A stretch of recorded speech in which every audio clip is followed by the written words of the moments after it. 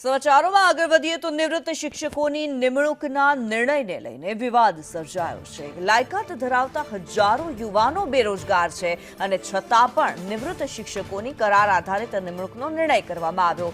શિક્ષણ વિભાગના આ તગલકી નિર્ણય સામે ભારોભાર રોષ વ્યક્ત કરવામાં આવ્યો છે।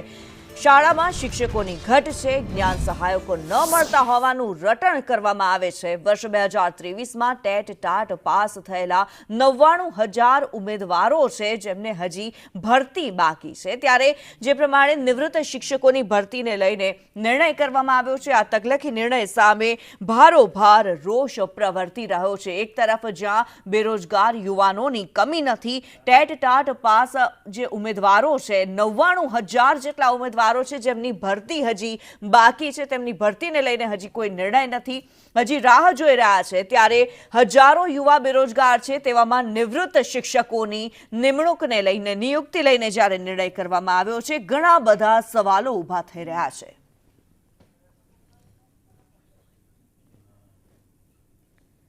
નિવૃત્ત શિક્ષકોની મહત્તમ જે વય મર્યાદા છે 62 વર્ષની હોય તેવું નક્કી કરવામાં આવ્યું છે। જે કાયમી શિક્ષકની નિમણૂક ન થાય ત્યાં સુધી આ નિવૃત્ત શિક્ષકોને કામગીરી સોંપવાનો નિર્ણય કરવામાં આવ્યો છે, પરંતુ સવાલ એ થઈ રહ્યો છે કે હજારો યુવાઓ બેરોજગાર છે। 99,000 જેટલા જે યુવાઓ છે તેમણે ટેટ ટાટની પરીક્ષા 2023માં પાસ કરી લીધી છે। આ યુવાઓ હજી તેમની ભરતીને લઈને તેમને સરકારી નોકરી મળે તેને લઈને રાહ જોઈ રહ્યા છે, પરંતુ બીજી તરફ જે શિક્ષણ વિભાગ છે, જે શિક્ષણાધિકારી છે તેમના દ્વારા જે કામગીરી આપવામાં આવી છે, નિવૃત્ત અધિકારીઓને, નિવૃત્ત શિક્ષકોને જે કાર્ય આપવાની, કામગીરી આપવાની વાત કરવામાં આવી છે, જે નિર્ણય લેવામાં આવ્યો છે તે પ્રશ્નાર્થ ચિહ્ન ઊભું કરે છે।